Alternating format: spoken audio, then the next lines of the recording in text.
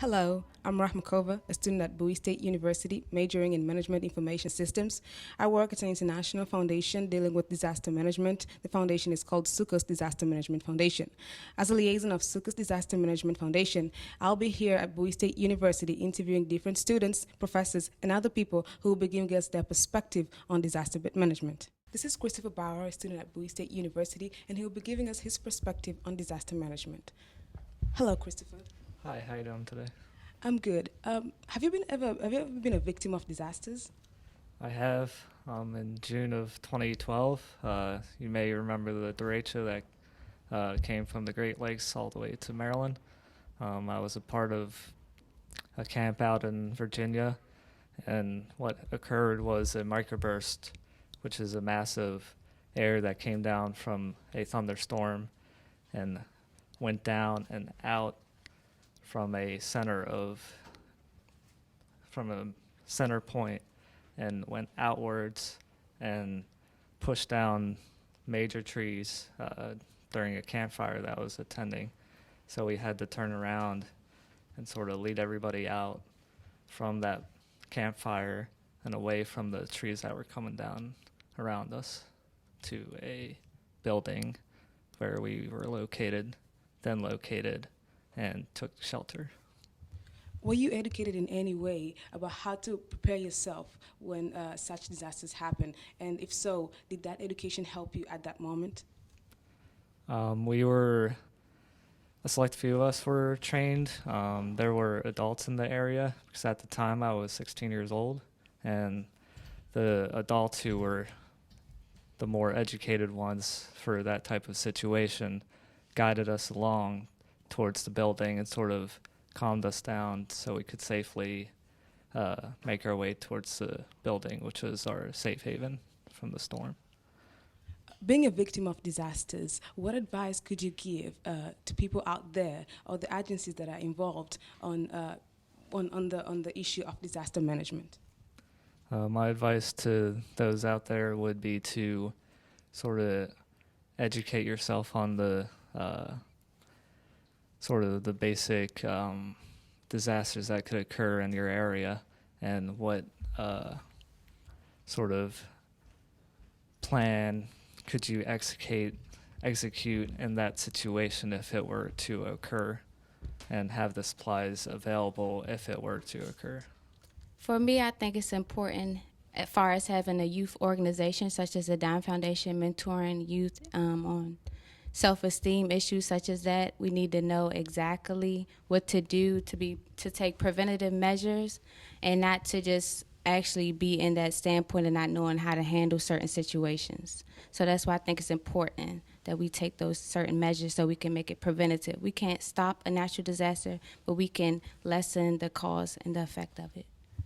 And if those institutions were here at Bowie State University, what would you first want to learn with regards to disaster management? Personally, me, I would first want to learn exactly what to do. We always hear stop, drop, and roll, for instance. That's a fire, but not knowing exactly the truthful and how to handle it. And just to practice and be more hands-on so we can learn how to handle it more effectively. Have you ever been a victim of any disaster?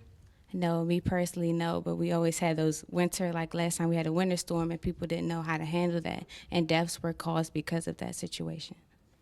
And so if you were to give any advice or suggestions to foundations and institutions dealing with disaster management, what would be that one thing that you want to tell them?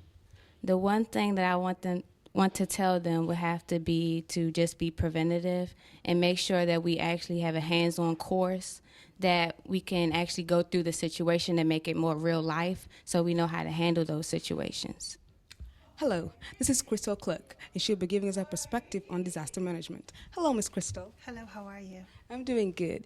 I want you to tell me, in Africa, mostly, women don't go out there to learn about disasters. And this has been an issue because disasters happen to anybody. It can be women, it can be men, or anybody else. And so I want you to give me the importance of women going out there to learn and involve themselves when it comes to disaster management. I think that a lot of women in the United States are single parents. And as a result, we have to make sure that our children are protected and in a way that's maybe different in other countries. And as a result, we need to be very proactive in getting information and having resources available to us in the event of a disaster. So what do you think should take place in African countries to make women more involved as much as women in America are involved in dealing with disaster management and being more proactive? I think one thing that they could do is actually educate themselves. I think that's very important, again, in finding resources that are available throughout their region. Thank you. Can you give me your perspective about emergency preparedness for healthcare providers? The key is being prepared and starting early on, because you never know when a disaster is going to hit or strike. So the planning begins now. So it's important to get a group together and to write a paper, basically a strategic plan or an emergency preparedness plan on what you're going to do for different types of disasters. The other thing that is very important is that a lot of times employees don't even know that they are essential employees. And so you have to identify or write a list of who is essential and who's not. So in the event of an emergency, those personnel or those employees will report to duty for an emergency. The first thing that we have established here at Bowie State University is a list of emergency personnel, as well as we have telephone trees for everybody on campus. So each department develops a telephone tree. So the first person would be myself that would be contacted by my supervisor. And then in turn, I would contact one person, the next person on the telephone tree. Then they would contact somebody. So within a few minutes, everybody within the department, as far as essential personnel who need to report, would be contacted and told when to report to duty to work. So that is very important, is that there's that communication, that you have a plan of what to do, and that you know who's essential and who has to report for a disaster. And then you have things already laid out, written out ahead of time, people's phone numbers, their home numbers, their cell phone numbers, mobile numbers, so that you're able to contact them, because you never know when a disaster is going to strike. That is the first stage, is having a plan and having the communication. Okay. The first thing in the case of like a fire is evacuation, getting everybody to safety. So you want to get everybody out of the building, and you have to know who's in the building, right? So you need to talk to getting a group like the supervisors, or in my case with healthcare professionals, the nurses who are on duty, or the receptionist, the secretary, who was in the building or who was in the facility at the time. And then also you can have the supervisor do a sweep, basically going through door to door and making sure that everybody's out of the building. But first, if you have a head count of who was in here, and then when you get outside, you count up everybody. Okay, is everybody here? Is all the are all the staff outside? And are you safely away from the building? So you also do drills ahead of time to practice getting out of the building in time in a quick, effective manner. And then you practice where you're supposed to go, so a safe distance away from the building that's on fire, okay? And then also being accountable for who is in the building if you can. Dr. Wooter, children too, as well as women, do get affected by disasters as much as men. Mm-hmm. But statistics show that men are the ones who are more involved and prepared with regards to disaster management, as opposed to women and children. What do you think should take place in order to change the statistics and have women and children more involved in education about disaster management just as much as men? Well, they should be at the planning table. So actually, it's very it's interesting, because I see even with my own children at their school, they participate in school drills, emergency drills. So they will evacuate and go to the parking lot or go to the field in order, as a drill, to practice how to leave the school building in case of a disaster or an emergency. So children can practice as well and be informed on what to do. In that same situation where the school building, they also have like a little table that's set up, like an emergency table, where the school nurse will be there with emergency first aid supplies, and the students can go there if they need anything, whether it's a Band-Aid because maybe they hurt themselves or they twisted their ankle or something like that. Having those medical supplies available at the table on the field of the school grounds is part of the drill as well. And now, as far as women being involved, women should be part of the planning process ahead of time. So having women, that changes the whole structure of things, but women should be involved as part of their jobs, involved at the planning table, as part of the emergency plan, to be involved, to have some input, and to participate in the decision-making process as to what will happen. So it's not just men at the table. It should be a good representation of women as well. You spoke about children, but mostly is for those who go to school or have the opportunity to go to school. Now, to inform you, many children, especially in African countries, do not have the opportunity to go to school, yet they're also vulnerable to disasters. So what is it that they should know if, for example, it's women or children who have no education at all and have no access to buildings which have fires and whatnot? What is it that a person out there who has none of these resources and such education should do when disasters affect them?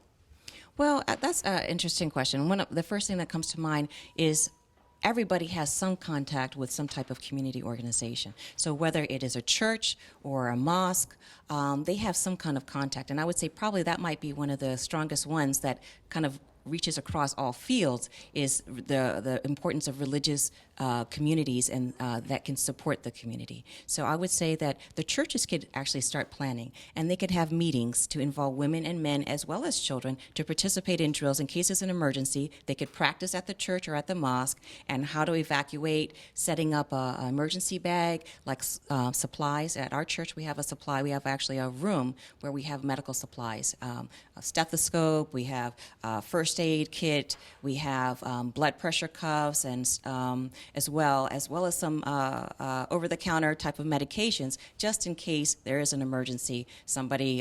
We've had people have a heart attack in church before. So in order to be able to respond, as we're also calling, the paramedics or 911 in order to respond to that. So having preparing ahead of time is important. So at our church, we have a health ministry that focuses on medical supplies and what to do in an emergency. We also participate in training. So a number of our church members have been trained on CPR and what to do, first aid if somebody's choking or if they've had a heart attack, and what to do.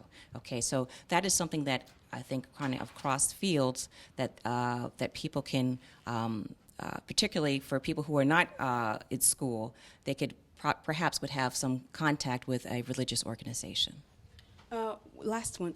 What is that one thing, or maybe a few things, that you would think are very important health-wise for a person to have at home, like a first aid kit or anything, in order to be prepared when disasters happen? That way they know that they can help themselves health-wise and be able to perhaps prevent any bad damages that could occur to them health-wise. Okay. The first thing that's recommended is having like a supply bag, an emergency bag, and we went through this years ago with the whole Y2K thing, but having a duffel bag or a bag that had water in it, that maybe had baby formula in it, so diapers, anything that you need for your household, that feminine products, that type of thing need to be in there. Maybe just one or two, but if you could, enough to last about, usually they say to prepare for 3 days emergency, okay? So 3 days emergency with the food, water, medical supplies that you would have there to take care of your whole household. The other thing too is to talk ahead of time that if there's an emergency, what are we going to do? Where are we going to meet up? We had an earthquake a few years ago, and it was very interesting. We decided that if there was an emergency and our phone system went down, our communication system went down, we would meet at a certain place. And so we talk about it ahead of time, like, okay, we're going to meet at Auntie's house, as soon as we get there in case of emergency, because the phone may not be working, email may not be working, and so you set up, you determine ahead of time a place that you would meet and get together. Thank you so much, Dr. Wood. Thank you. Hey, BSU TV. I'm here with Miss Rahma Kova. How are you today, Miss Kova? I'm good. How you doing? Good. I just have a few questions for you today. Why disaster management? The reason why our foundation chose to deal with disaster management is because of the effects that disasters has had on people and their properties. Looking at the numbers, Rachel Kite, who is the UN Secretary General for Sustainable Energy, she said that 1.2 trillion has been lost over the past 30 years due to disasters. Also, 2.1 trillion has been lost due to disasters, which is equivalent to the population in Namibia. Now, if anything, this tells you that disasters are real and their effects are very huge. So we are here as a foundation to educate people on disasters and to reach out to people who have been affected by disasters. That way, people can know on how to prepare themselves once these disasters are happening, and be able to reduce the numbers and the amount that we spend when disasters occur. Okay, how's the preparation for citizens in the States much easier than citizens in Tanzania? Well, considering Tanzania being a country, being a developing country in Africa, one of the biggest challenges that we're facing is the economy. There is lack of funds, and due to that, there has been low investment in disaster management. When I say low investment in disaster management, I mean if you're not investing much, if you're not putting a lot of money in maybe let me say enough money in educating people on disaster management, we might think it's not necessary for now, but once the effects come up, then it's a big issue. And we end up spending more than we could have spent while in teaching these people about disaster management. Okay, thank you. Thank you so much. From BSU TV, I'm Bethany Bacon.